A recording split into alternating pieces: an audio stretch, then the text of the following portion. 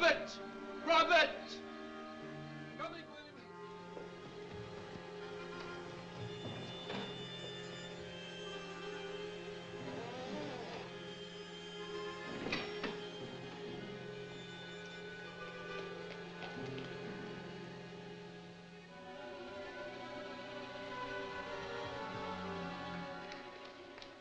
What's the matter, William? Is it? Aye, Robert. It's happened. Where is he now? In the tower room.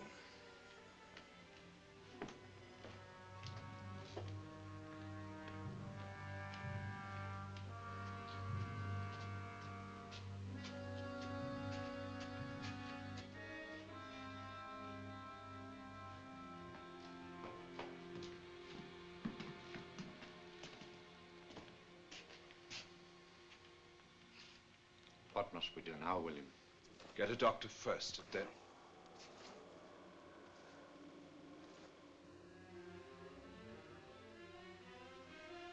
We can't bring a doctor here. You know that. We'll have to chance it. Get him downstairs to one of the bedrooms while I go to the village. What about Mr. Gerald? I'll get in touch with him and tell him that he must come here to Craven immediately.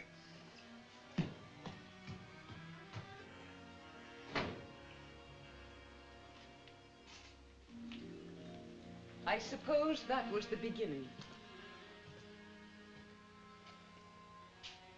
It occurred in Scotland, in a remote and distant castle in the Highlands. And yet it started the fantastic chain of events which led to my experience in the maze. It was just a year ago. My niece Kitty and I were with a group of friends in a delightful little cafe in Cannes on the French Riviera. It was an engagement party.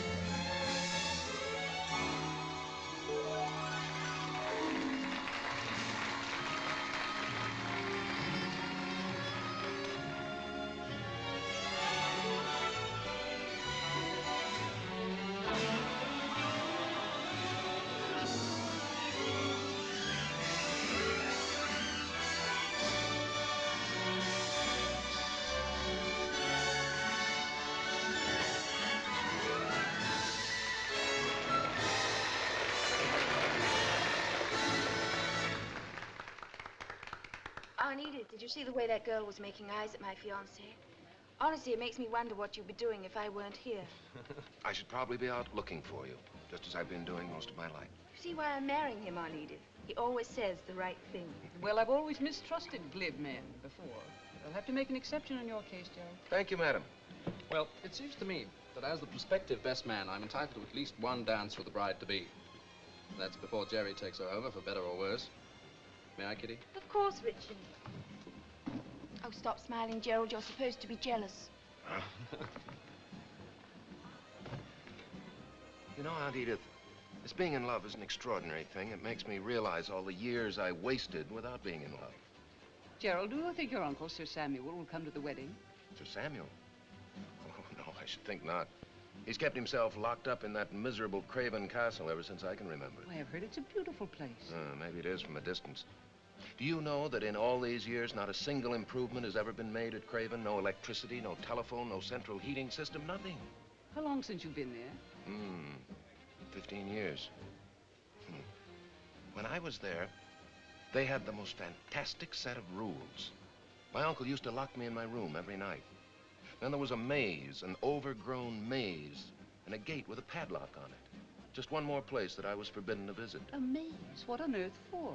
Who knows? Every Scottish castle had a maze at one time or another. Most of them have been removed, but not the one at Craven.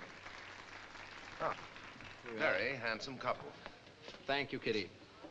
Well, fare thee well, sweet people. I am going to the bar, where I shall drown myself in a sea of champagne. Life for me is finished. Well, for me, I still have 2 weeks as a bachelor, and I'd like to enjoy them. How about dancing? Not telling what that might lead to. Well, suppose we find out. Excuse us, Aunt Edith. I'll consider it.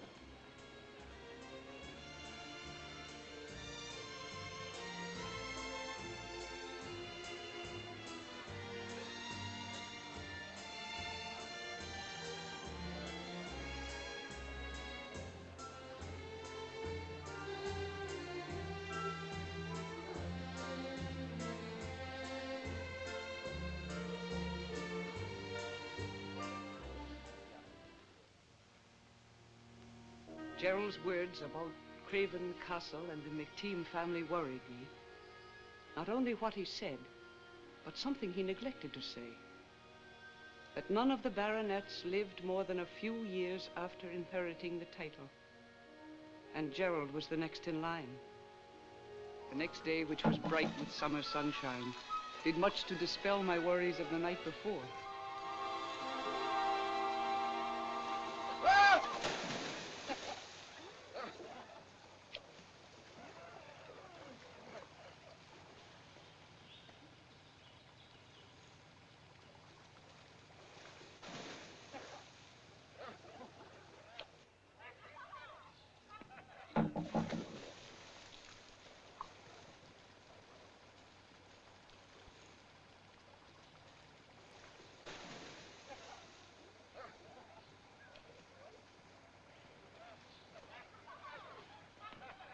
Aunt Edith!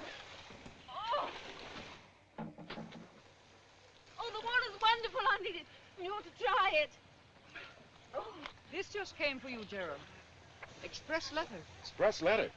Who could be that anxious to get in touch with me? Your Uncle Samuel, I imagine. It's from Craven Castle. Craven Castle? I haven't had a letter from there in 15 years. What is it? It's for William, my uncle's butler. He says it's urgent that I come to Craven as soon as possible. Oh, Gerald, I'm sorry. When must you leave? Well, I'm not leaving anywhere until you and I are married. Oh, but darling, that won't be for 2 weeks. And if it's urgent, you better go right away. Maybe your uncle's ill. But we scarcely know each other. We don't mean anything to one another. I suppose you're right. I'm sorry, darling. I'll get back just as soon as I possibly can. After all, I'm having a wedding in a couple of weeks, and I wouldn't like to miss it. Glad to hear it. Well, don't look so glum, Aunt Edith. You know, in a way, it'll be a good thing to get rid of Gerald for a few days because we can go shopping for my trousseau and not have him watching all the French models. Oh, and that's particularly what I was looking forward to. I'll go up and change right now. I'll catch the noon plane for London. The sooner I get up there, the sooner I get back. I'll see you in a few minutes, darling. Mm-hmm.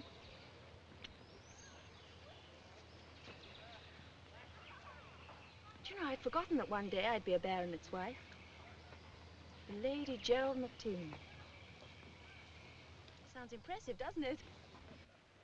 Yes, Kitty. It sounds very nice.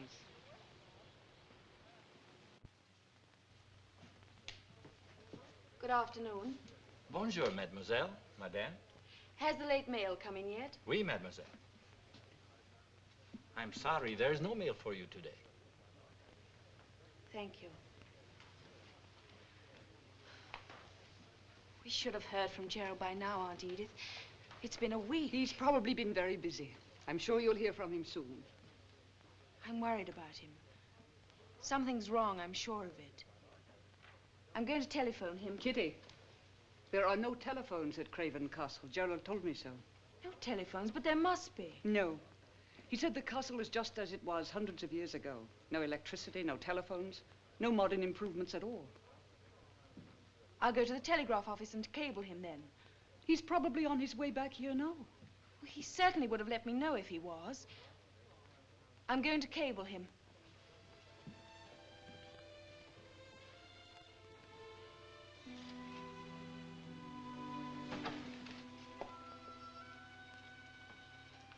Aunt Edith, look at this. Scottish baronet passes. Sir Samuel McTeam, Bart, died at Craven Castle, Scotland, of a heart ailment this past weekend. He was 45 years of age. Sir Gerald McTeam, his nephew and successor as baronet, has announced that the burial services will be private. Poor Gerald. This must be why we haven't heard from him. I'm sure it is. He's had to make arrangements for Sir Samuel's funeral and probably lots of other things, too. I'm sure we'll hear from him now. Of course we will, dear.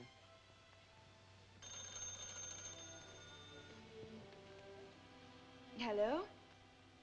Yes, this is she. Oh.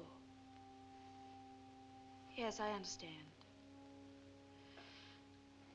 Thanks for calling anyway. That was the telegraph company. They sent through a tracer on all my cables to Gerald, and every one of them was received at Craven Castle. And none of them was answered. No. Kitty, I think Gerald silences his answer. Oh, he's probably busy with the funeral. How long does it take to scribble an answer to a cable? Oh, my dear, I'm afraid it's obvious now that Gerald does not intend to see you again. If that were true, he would have said so. He would have written some sort of explanation. Forget him, Kitty. I can't, I won't. It's all very well to be brave and hopeful, my dear, but how long are you going to wait? As long as it takes. I love Gerald, and I know him. Something's happened. Some sort of trouble. But whatever it is, he'll work it out, and then we'll hear from him. All right, dear. We'll wait. There's probably a very simple explanation for it all.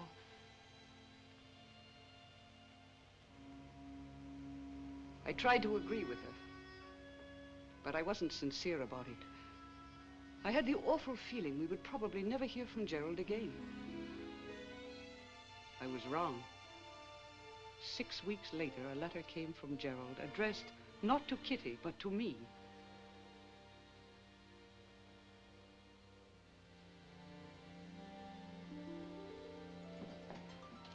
From Gerald? I think so. It's from Craven Castle.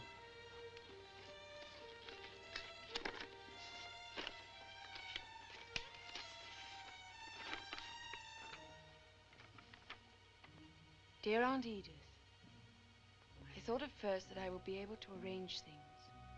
Heaven knows I've tried. But now I realize I cannot. It's impossible. Please tell Kitty I release her from the engagement, but that I will always be faithful to her. Tell her that I can never marry her unless something happens that I haven't even the right to hope for. Something's been crossed out in pencil.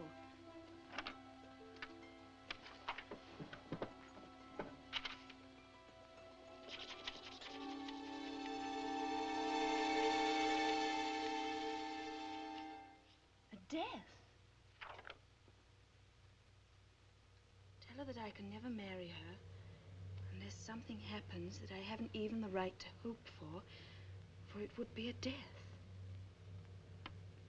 Death, but whose? His uncle died weeks ago. Kitty, I don't know what it means, and I don't want to know. Well, I do. Gerald would never wish for anyone's death. You know that. Perhaps not, but the fact is that well, Gerald... something's happened to him. This letter, it's so strange. Why, just a few weeks ago... It has something to do with that castle. Of course it has. If you think I'm going to let a crumbling old castle ruin Gerald's life and mine, too, you're very much mistaken. What are you going to do, Kitty? I'm going there to find out for myself. I don't care if it's full of skeletons and ghosts. No. Yes, I am. I'd like you to come, too, Aunt Edith. Whether you do or not, I'm going to pack right now.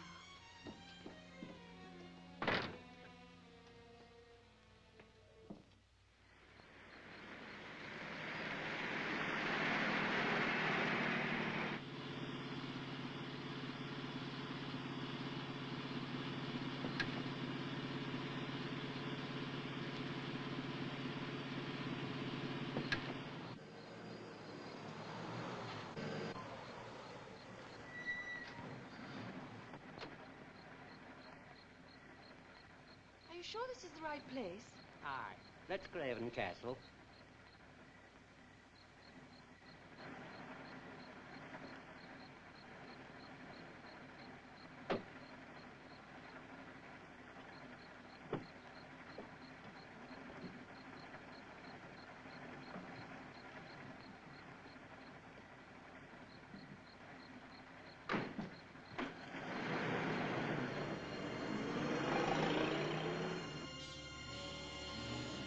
Well, I like that. At least he could have helped us with our bags. He seemed almost frightened of something. Well, what's there to be frightened of? I can think of several things right now. Oh, don't be silly, Aunt Edith. Come on.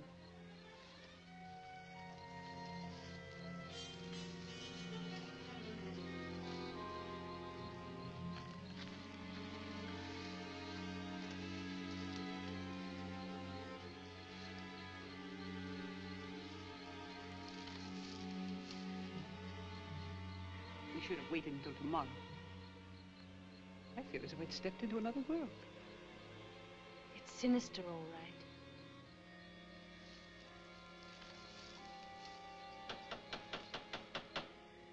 Perhaps there's no one here. At least there ought to be a few ghosts.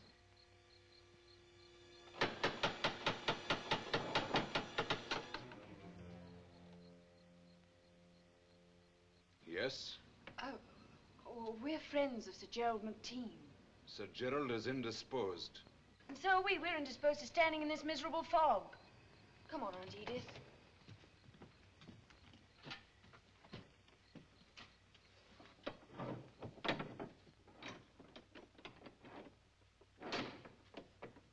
Will you please inform Sir Gerald that he has guests? Tell him his fiancée and her aunt are here to see him. I beg pardon? You heard me. His fiancée, Miss Katherine Murray. Yes, miss. I'll tell Sir Gerald.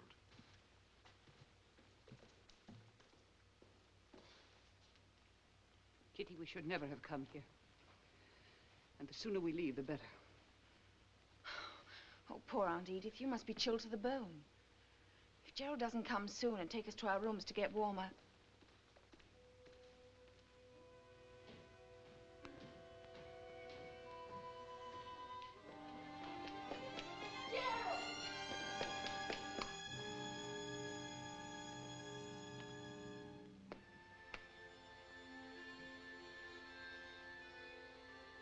You shouldn't have come here. You're wrong, Gerald. I should have come a long time ago. What's the matter? Tell me. Didn't you get my letter? Yes, Gerald, I received it. Well, then there's no excuse for your being here. I'll expect you to leave at once. We're staying, Gerald. We've been traveling for hours and we're cold and hungry. William. See the ladies to one of the bedrooms. Follow me if you please, ladies. Robert will bring your bags. Thank you, Gerald.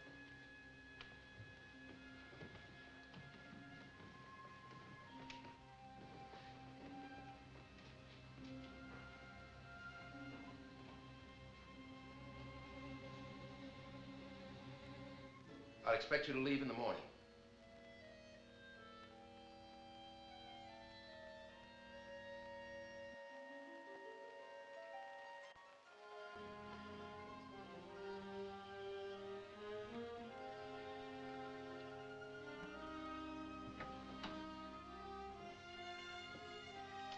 These are your rooms, miss.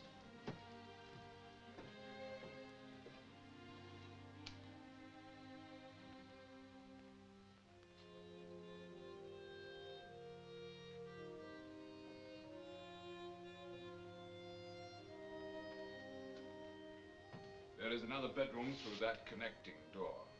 Thank you. Would you mind bringing us some hot tea and some more wood for the fire, please? Yes, miss.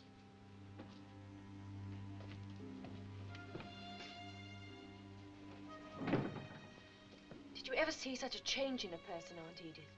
Gerald looks 20 years older. And he tried to send us away.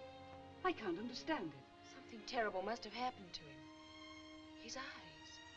He looked at me as if he almost hated me.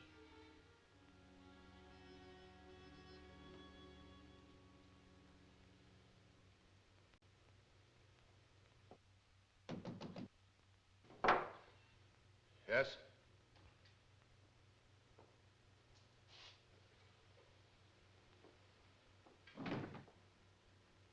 Well, William, what is it?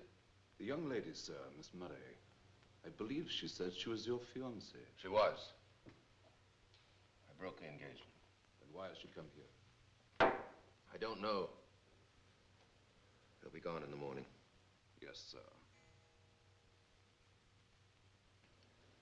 10:30 already. Yes, sir. In which room did you put the ladies? They are in the suite with a connecting door in the middle of the corridor. And I took the precaution of ordering Robert to lock both their doors, sir. Yes, William. Thank you. Yes, sir.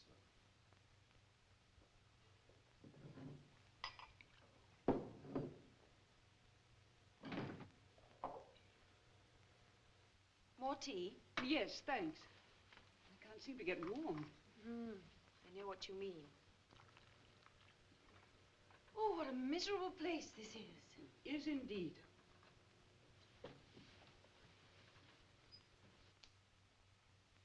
Now, why do you suppose anybody would want to seal up windows? I haven't the faintest idea. And did you notice the rubber coverings on all the hallways? And those stairs? They're the strangest looking stairs I've ever seen. Each step is like a platform. Everything about this place is strange. I can't tell you how delighted I should be to leave it. We can't leave, Aunt Edith. Not until I've at least tried to help Gerald. He's sick. He must be to look the way he does. Kitty, whatever has happened to Gerald, there's something evil. I can feel it in this place. And we have to get out of here before it happens to us. I'm as frightened of this place as you are, Aunt Edith, but I have to try. I don't know whether Gerald's illness is mental or physical, but I want to find out. I have to find out. Well, I don't know how much help I can be.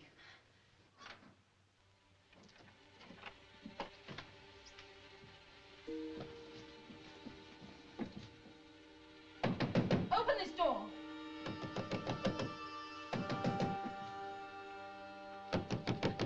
Open this door at once. Don't, Kitty.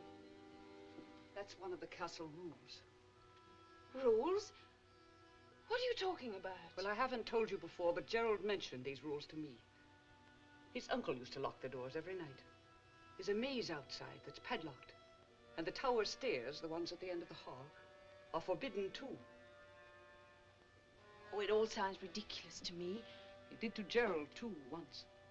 And now he's doing exactly the same things his uncle did.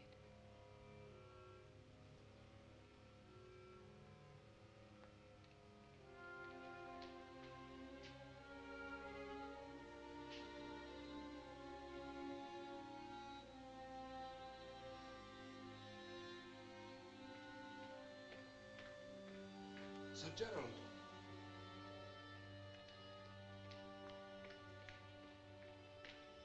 Sir Gerald, Mrs. Cameron, the cleaning woman who had the attack last week.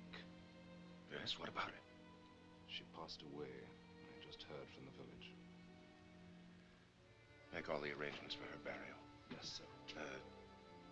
What was the official cause of death? The certificate will say heart failure, sir. Hereafter, you and Robert will have to handle the cleaning yourselves. Sir Gerald, this was not our fault. The woman was told not to go into the maze. I know that. If you must have help, don't engage any more women. Yes, sir. Thank you, sir.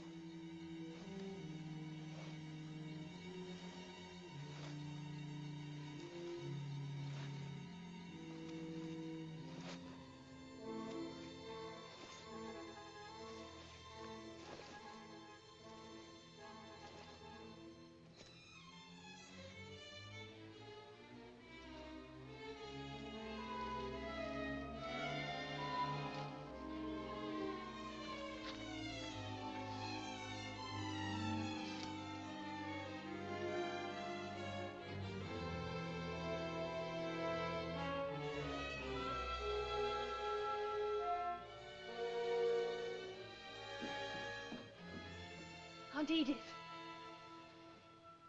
Kitty, what's the matter? there's something going on in the maze. I saw it. In the maze? What are you talking about? Well, there's a hidden passage leading from my room to some sort of a lookout tower.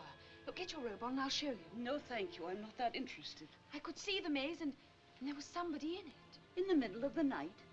What on earth were they doing? I don't know. I suppose it's all connected somehow.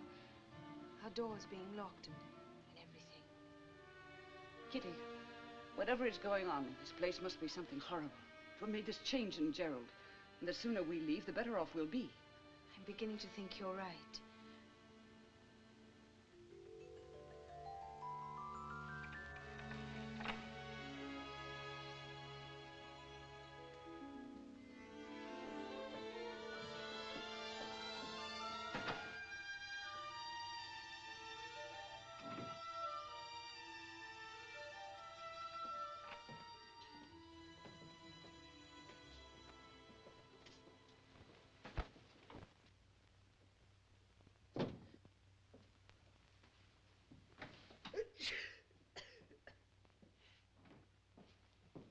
Oh, you're dressed already.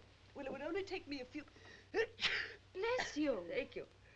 This miserable fog. I seem to have got a little cold. I didn't get back to sleep last night. I've been thinking. We can't leave this morning. And why not, I'd like to know? Well, I don't feel any differently about Gerald now than I did before, and I'd like to help him if I can. I haven't even tried yet. He won't let you, Kitty, you know that. He told us we had to leave. Excuse me. If I could only figure something out. That's it. You have a bad cold. What on earth are you talking about? It's only a simple head cold. I feel... Well, you'll have to stay in bed for a few days, and I'll tell Gerald that you absolutely cannot leave. I don't think it will work, Kitty. I'll make it work. I'll get you some breakfast.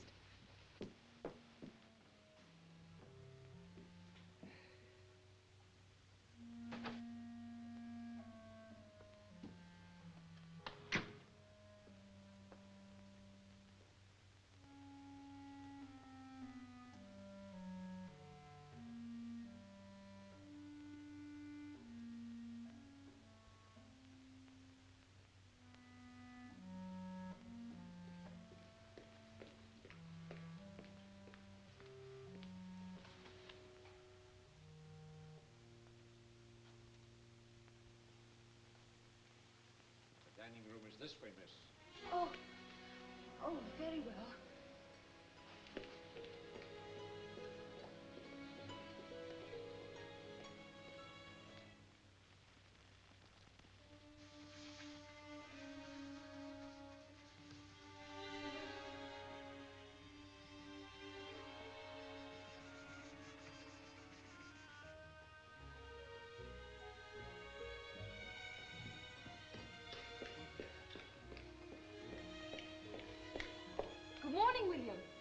Good morning, miss. Good morning, Gerald. It's a wonderful day, isn't it? Especially after that fog last night. Where's Mrs. Murray? She has a bad cold. I made her stay in bed. If you don't mind, I think I'll go into the kitchen and fix her something on a tray. In bed, you say? Oh, it's not serious. In 2 or 3 days... That's impossible. I want you and your aunt to leave here this morning. I'm sorry my presence disturbs you, Gerald. There's not much choice now. Aunt Edith simply must not get up until she's completely recovered. You had no right to come here. This castle is no place for you. Yes, it is, Gerald. Don't you understand? My place is with you, wherever it is. What's happened to us? What's happened to all the dreams we made together? Why are you acting this way? I'm not acting anyway. I merely want you and your aunt to leave. Gerald, I want to help you. My feelings haven't changed, and I don't think yours have either. I said in my letter that I can't marry you. And I can't. If your bags are packed, miss, I'll bring them down now. We're not leaving.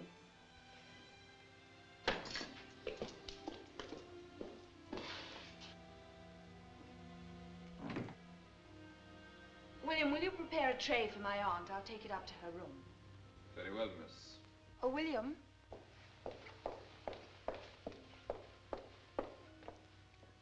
I'd like to ask you something. What's happened to Sir Gerald? I beg pardon, miss. Can't you see he's ill? If you have any loyalty at all, you'd get a doctor. There is no necessity for a doctor, miss. We're all perfectly capable of taking care of Sir Gerald. You mean you won't send for a doctor? Is that it? I'll prepare the tray, miss.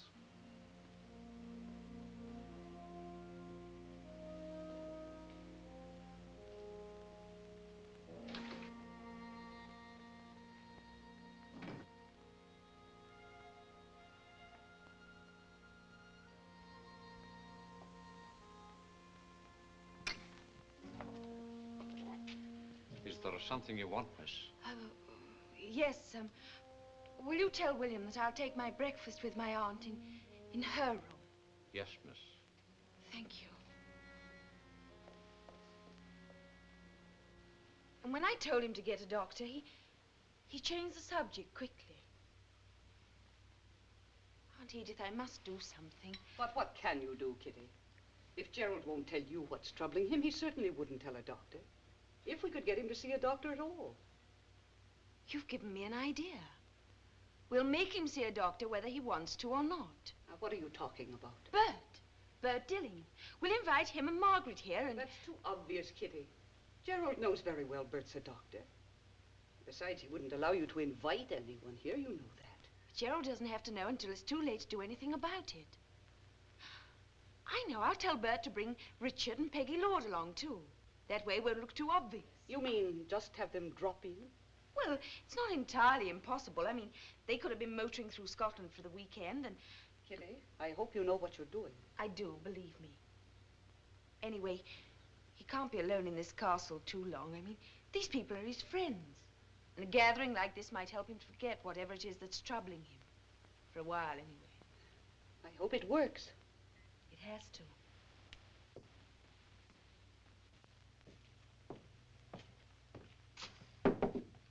Yes, who is it? I've come for the breakfast tray, madam. Very well, come in.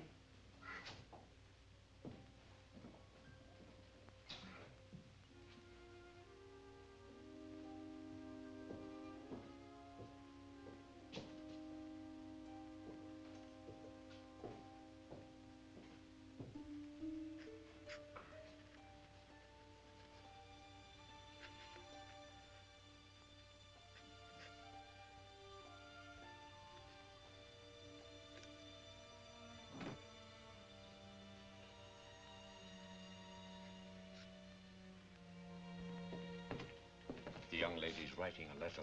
Very well. But... I'll take care of it, Robert.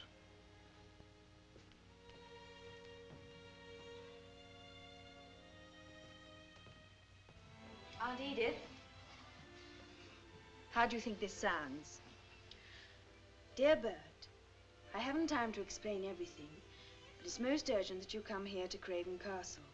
Gerald is sick, and his servants will not call a physician for him, and I'm sure he would refuse to see one himself. Please come, Bert, and bring Margaret with you. I think Richard Rover and Peggy Lord should come also, so it will look like a social visit instead of a professional one. There is no time to lose, Bert. Please get here as soon as you can. Kitty. I'm sure that will bring him, Kitty, but how are you going to get it posted? Oh, I hadn't thought about that. Don't worry. I'll get it posted.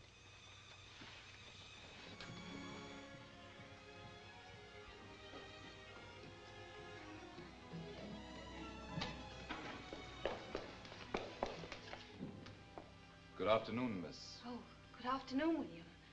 I'll post your letter for you, miss. Oh, no thank you, William. I'll post it myself.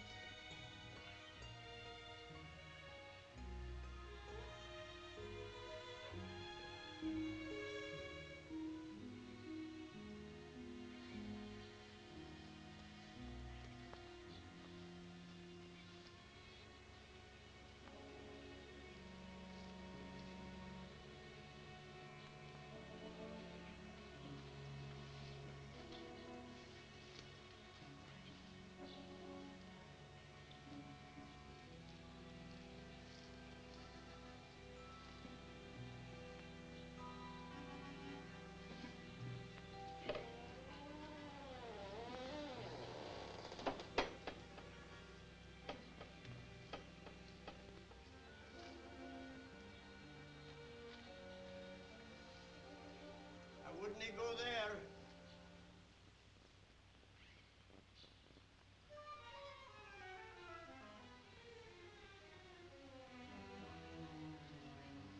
Good morning. It's a beautiful day, isn't it? Aye, miss. Are you lost? Lost? Oh, no. I'm a guest of Sir Gerald's. I'm staying at the castle. A guest? A Craven? Yes, Sir Gerald and I are engaged to be married. Well, what's the matter? I wish you the best, miss. I'll pray for you. Thank you. I'd best be on with my work, miss. I'll be saying good morning. Oh, I have a letter I'd like to post. Would you tell me where I should wait for the postman, please? I'll be meeting him, miss. I'll give him your letter.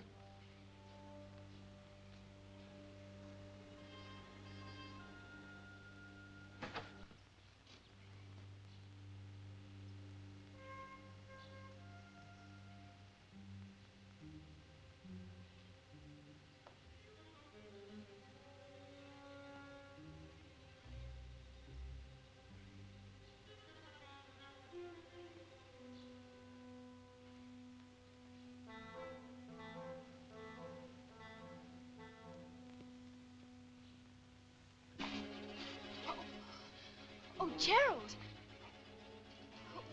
Gerald, you're hurting my arms.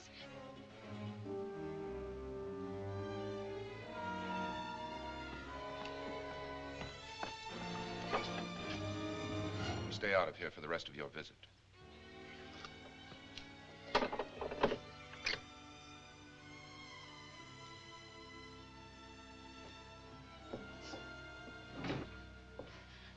Kitty, what's the matter?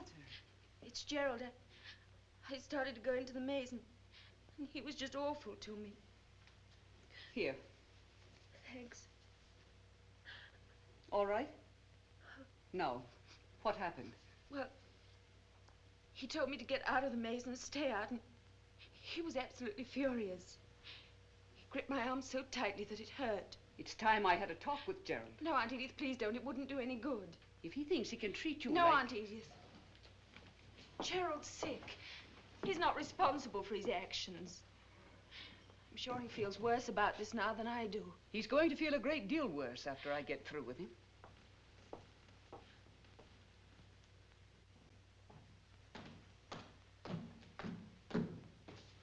William, Where's Sir Gerald? Sir Gerald is occupied. Please tell him I wish to speak to him immediately. I'm sorry, Mrs. Murray. Sir Gerald left orders not to be disturbed. I don't care what orders he left. I must see him now. I'm afraid that's impossible. Perhaps tomorrow morning. Please excuse me.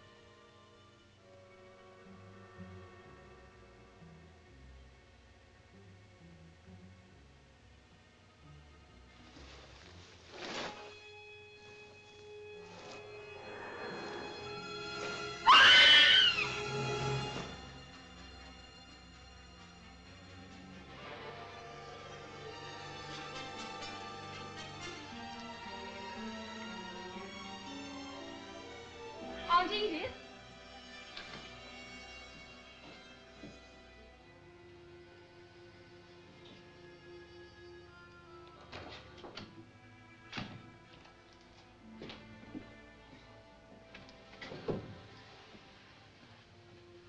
Are you all right, Aunt Edith? What was it? You fainted. Gerald, I went to your room and I saw something. Something horrible. It was the most horrible thing I've ever seen. What did you see, Aunt Edith? What was it? It was something alive. I saw it move. It was your imagination. Aunt Edith does not imagine that sort of thing, Gerald. There's nothing upstairs except my quarters, in which I insist on privacy. Obviously, the only way I can have that is to lock my uninvited guests in their rooms.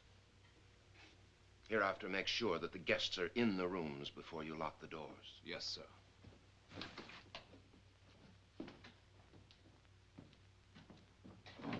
Kitty, I did see something. I know I did. Do you feel better now? Of course. Well, go to sleep. You're tired and overwrought. You don't believe me? Yes, I do, but we'll talk about it tomorrow. Good night.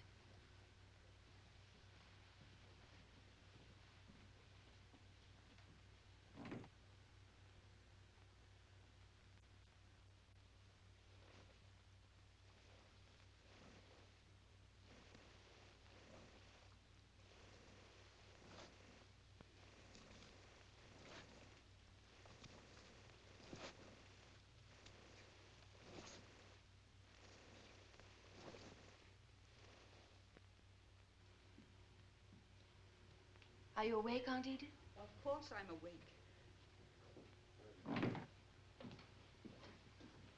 How are you feeling? Exhausted. But at least my cold is better. It must have been frightened out of me. Kitty, there's no longer any excuse for our staying. Now that my cold is practically gone. Shh. There's someone outside. Who is it? Gerald. Good morning, Gerald. Good morning. Is your cold better? As a matter of fact, it... Well, it isn't, actually. Poor Aunt Edith didn't sleep a wink last night. Isn't that so? Certainly it's so, but... Kitty, I think we'd better stop this pretext. I really want you to leave. Very well, Gerald. We'll leave tomorrow.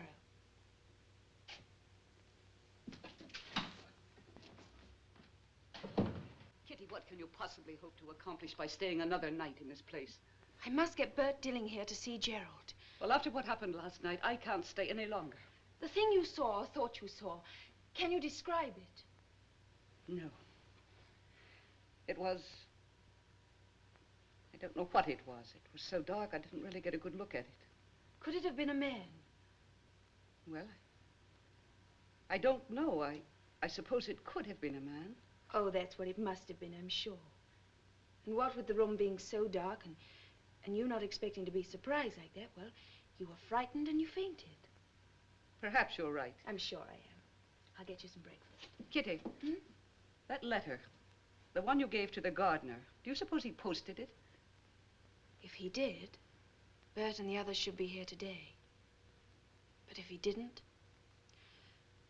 we'll have to leave tomorrow.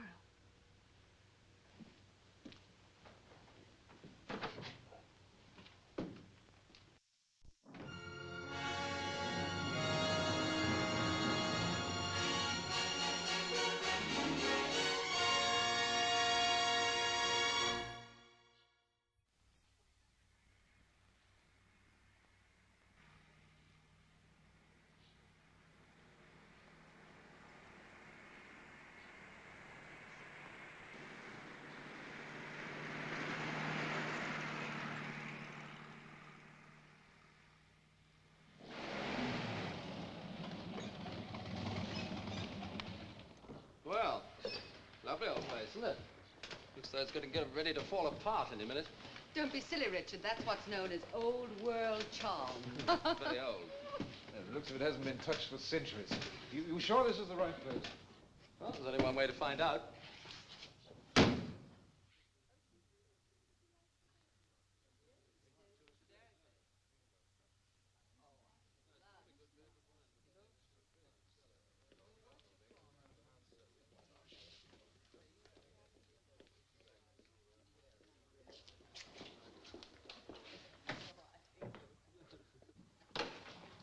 Kitty, how are you? Oh, I'm so glad you all could come. Oh, Bert. Bert, I'm so happy to see you. Hello, my dear. Now, what's all this all about? Well, as I started to tell you in my letter, Gerald's ill.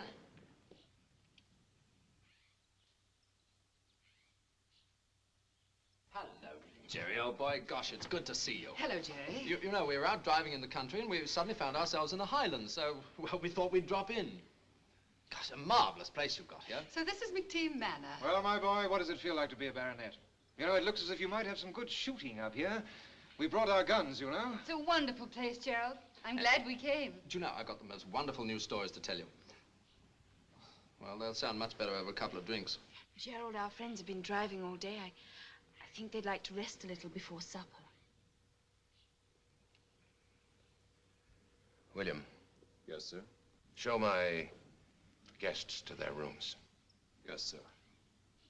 Follow me, please.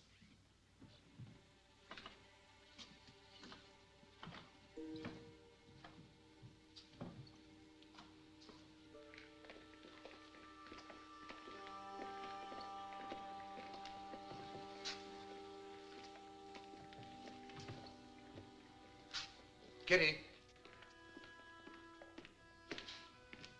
I'd like to talk to you. Of course, Gerald. I'll see you later.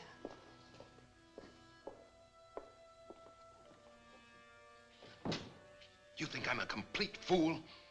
You expect me to believe that those people arrived here just by accident? Gerald, please. I know you sent for them. Why? By what right? Gerald, please listen to me for just a moment. You won't tell me what's troubling you, but whatever it is, it can't be so terrible that you must shut yourself off from the world entirely. These people are your friends. They like you and they'll be good for you. Gerald, I came here because I love you. I want to help you. Please let me. The only way you can help me is by leaving here. Your illness can be helped. I'm sure it can. I'm not ill, Kitty. I only wish it was something that simple.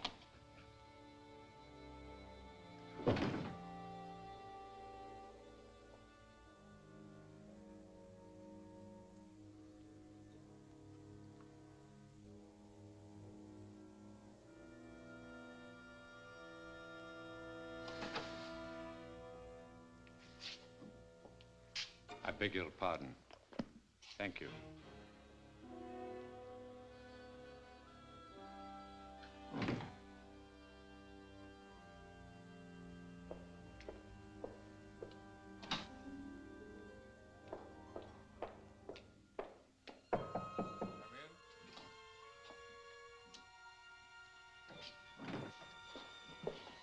What do you think, Bert?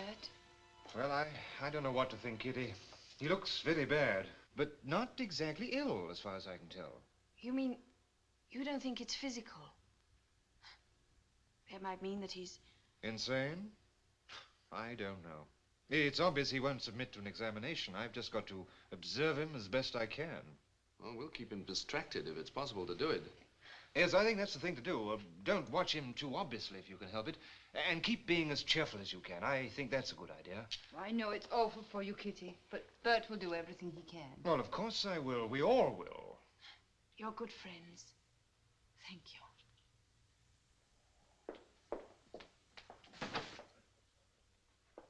Are you sure you feel well enough to come down to dinner? Yes, I feel fine. I told you it was a good idea to bring dinner dresses, didn't I? I knew we'd find use for them. Yes, but I'm not at all sure yours is the right kind to wear in a dismal place like this. Certainly it is. I have no idea how I look. I can only see a few square inches of myself at a time. None of your inches is square, and they all look very nice. Now stop fishing and let's go down to dinner. I'm hungry. Oh, you must be starving. You've had nothing but liquids for days. Maybe we'll have a very nice time. Maybe.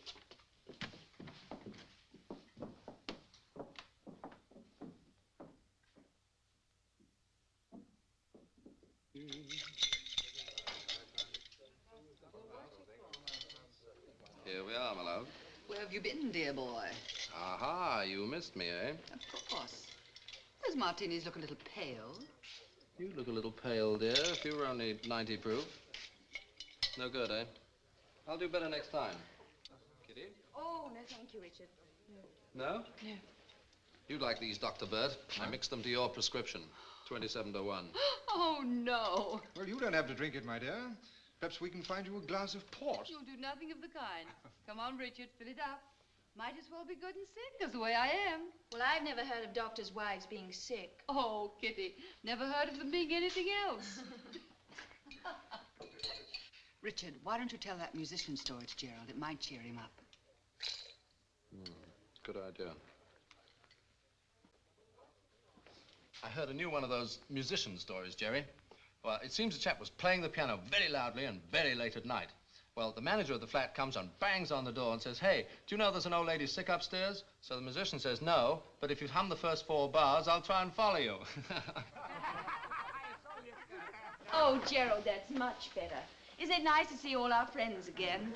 Talking of musicians, I remember the time about 6 months ago when I was going... Where's he going, Kitty? I don't know. Well, it might help if we found out. Something's upset him, and the sooner we can find out what it is, the better. Well, the door's locked. Bert, are you sure? Well, that settles it as far as I'm concerned. I'm going to have to do something about this, and soon. Well, what can you do? Let me have your car keys, Richard, will you? Certainly, old boy. But why? Well, as soon as possible, I'm driving down to the village. I'll make out the necessary papers and have Gerald taken into custody. But Gerald isn't insane. I'm not taking any chances, Kitty. From what I've seen of him so far, he may be dangerous. Very much so. And the sooner I get him under observation, the sooner he can be helped. If at all. Oh, Bert, it can't be as bad as all that. Oh, of course not. Kitty, you asked me to come here and take a look at Gerald. Well, I've looked. And I'm afraid it might be even more serious than you made it out to be. Don't cross him, any of you. Do you understand? Really think it's that serious? Yes, I do. Don't do or say anything to upset him. He might I suppose I told you the story about the flame dancers in Singapore, didn't I? No, Bert, I'd love to hear it. Dinner is served. Well, at least we'll see how a baronet eats. I hope baronets don't say starches. I have to watch my figure.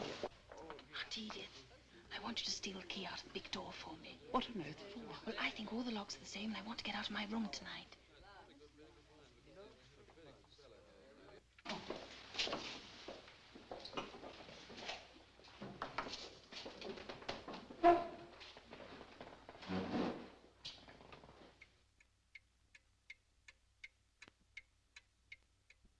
And there I was, you see, with that maddened elephant in front of me and a whole tribe of fuzzy wuzzes behind me. Now, why do you suppose they call those people fuzzy wuzzies? Well, that's just what they call the men, Ducky. They call the girls. Oh, just a moment, young man. We'll have none of your miserable jokes right after lovely dinner. Miserable jokes? I was just going to quote Kipling like Bert always does. Now, in India's sunny clime, where I used to spend my time, a sovereign of Her Majesty, the Queen. Excuse me. There's certain rules in this castle, and I'm afraid they must be observed. You'll all be expected to be in your rooms at 11 o'clock, and it's almost that now. But Jerry, really, I mean... It's all right, Jerry. As a matter of fact, I'm very tired. As you can see, I'm not equipped for entertaining here. It's been very nice to see you all, but I must expect you to be gone in the morning. Oh, and please don't be alarmed if your doors are locked during the night from the outside.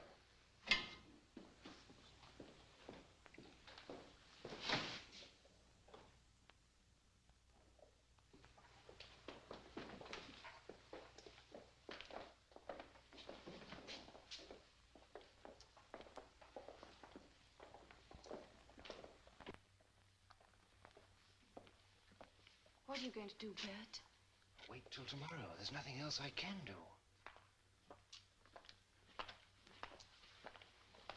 Did you get the key?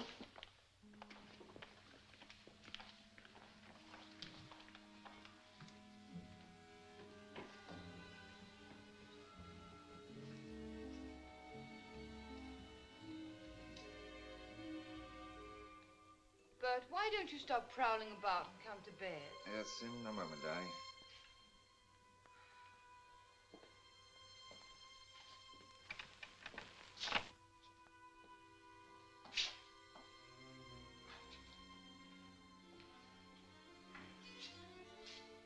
What are you going to do with that?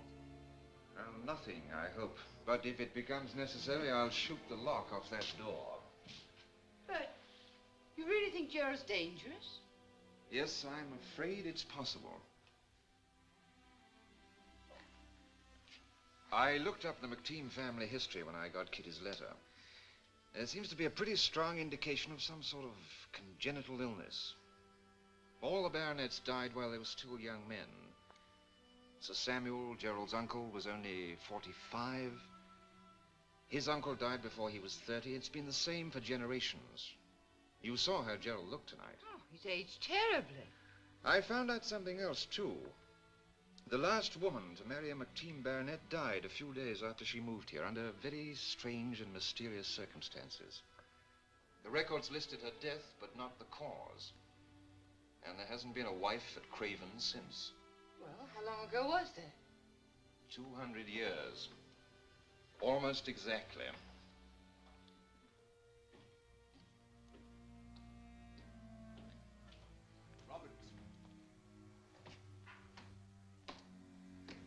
Did you take the key from the great hall door? No. It's missing. Are you sure? Yes, I noticed it after the guests had retired to their bedrooms. Do you think one of them? I don't know, but we'll have to search every bedroom until we find it. 11:30. We won't have time now. No, but first thing in the morning. What about Sir Gerald? Should he be told? No. No. I hope it was not one of the ladies who took the key. You know what happened to the cleaning woman? Aye.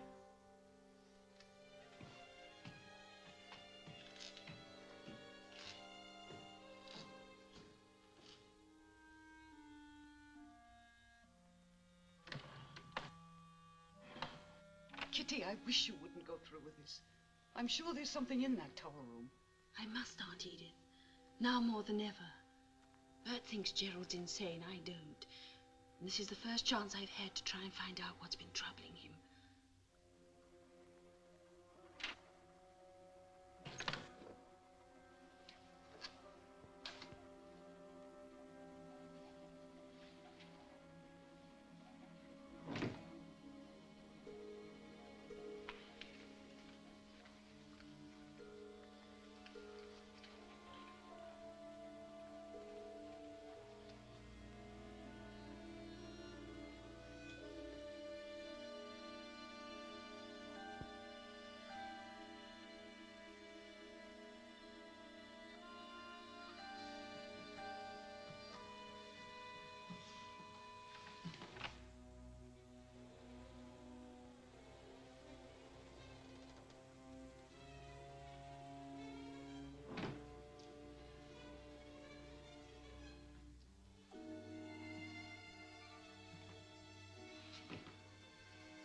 furniture in here at all.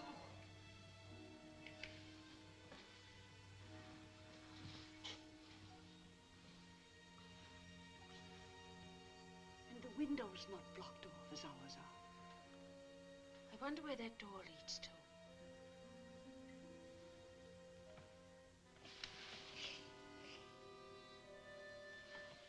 It's a piece of seaweed.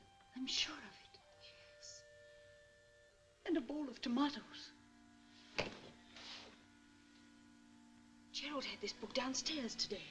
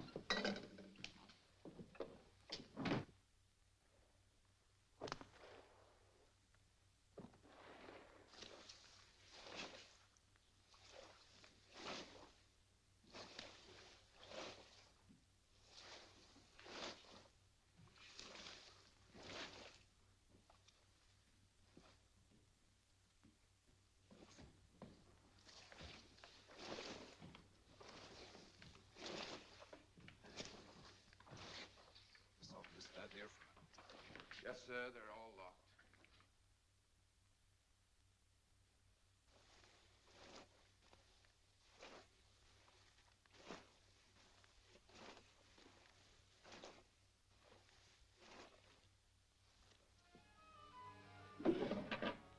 What are you going to do, Kitty? Follow them.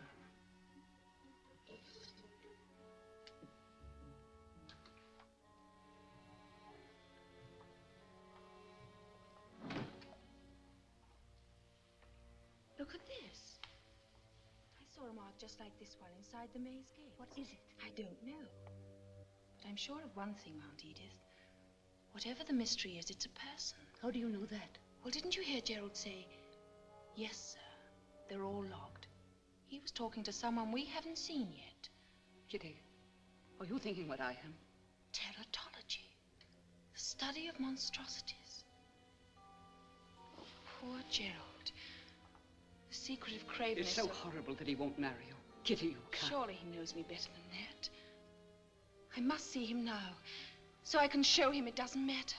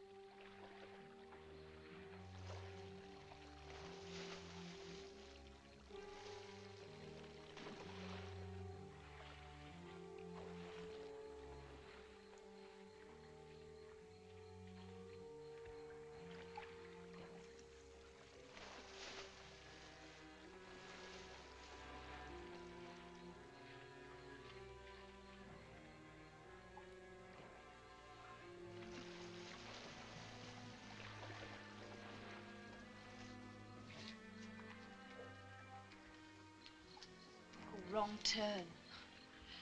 We'll probably make a lot of those before we get to the center. I hope you're counting them so that we can find our way out again.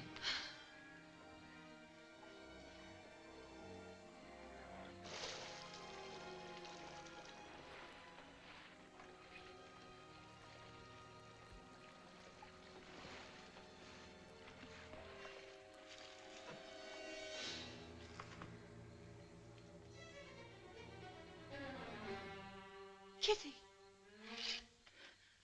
Oh. Where are you? Can you see the light? Just a little. Stay where you are and keep whispering. I'll come to you. This way. This way. Kitty. Aunt Edith. The light's gone out. Can you hear me? You sound farther away. Kitty. Aunt Edith. Aunt Edith. This way. This way. Kitty.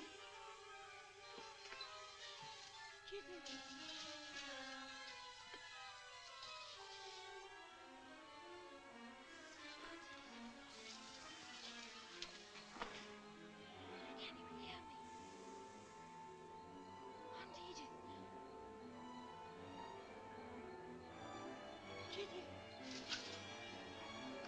Where are you? This way. This way.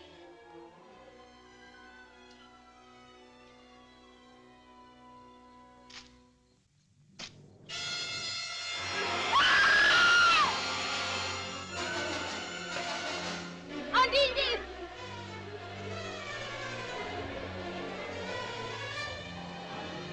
Aunt Edith!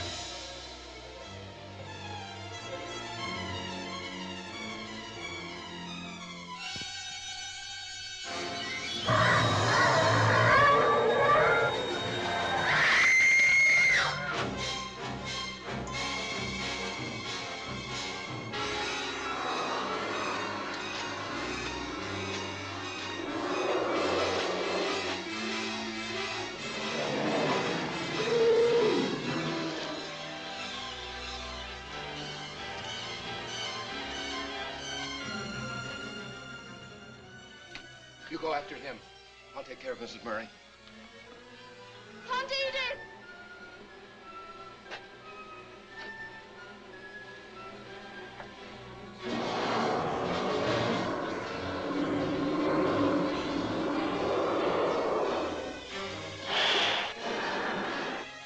Kitty! Oh, Aunt Edith.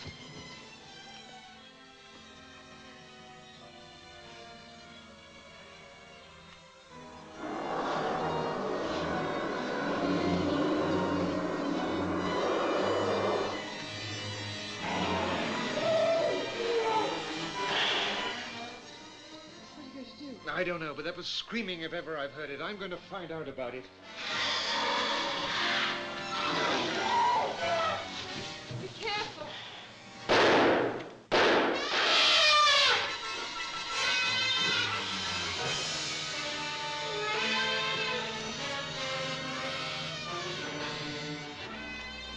No, Dr. Don't! Let go!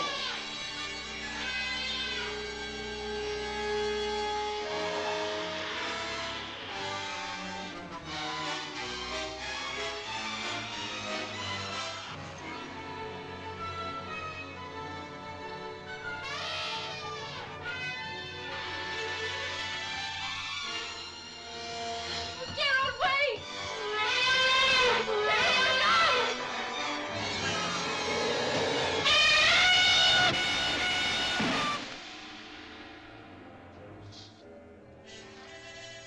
But drop that gun.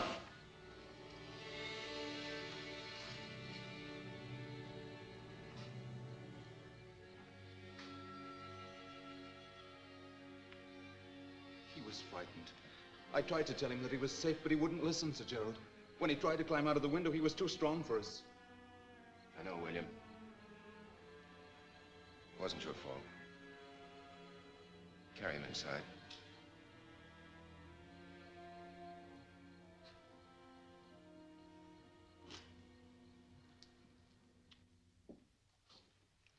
All right, Kitty. I'm ready whenever you are. It will be all right, dear. Try not to feel too bad. Why couldn't I have minded my own business? Why did I have to come here? Yes, come in. I beg your pardon. If you would be so kind, the master would like to see you in the dining room. All the guests are waiting there. The master? You mean Sir Gerald? Yes, miss. He's the master now. Good morning. Hello. Good morning. Well, now we're all accounted for. At least we didn't lose anybody in the excitement last night. Oh, darling. A little early, isn't it? You're mistaken, my dear. It's almost too late. Will anyone join me? Now that you mention it, it is getting rather late, isn't it?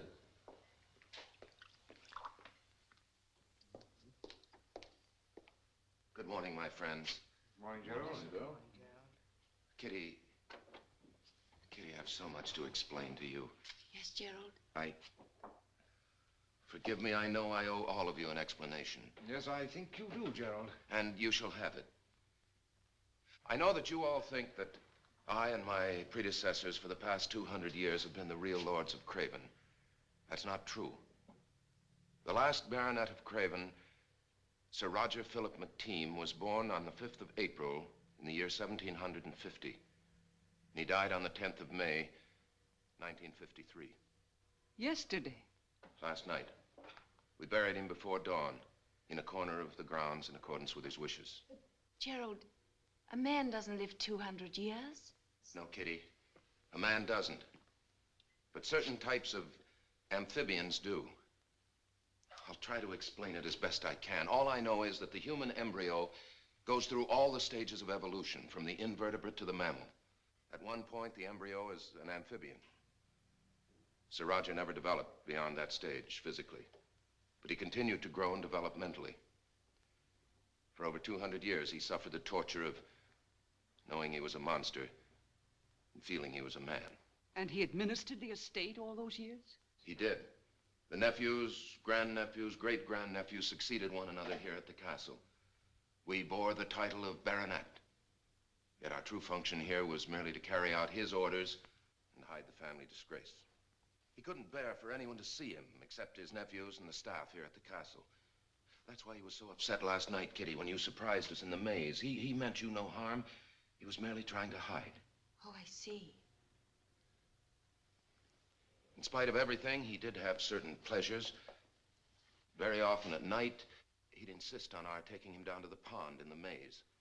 He'd take off his cloak and throw himself into the water, his natural habitat. His bed in the tower was a mattress of seaweed, without pillows or sheets or blankets. We buried him in the maze near the pond, where he spent the few moments of contentment of his entire life. I'm sorry. I shouldn't have come here. No, Kitty, no, it wasn't your fault. His own rules of secrecy were at fault. He knew that. If he'd allowed his existence to be known, no one would have thought of him as an evil creature. But he was too proud and too weak. So were we all. Well, now you know it all. I'm sorry for the fright I must have caused you all. Most of all, Kitty, I'm sorry for the anguish that I caused you.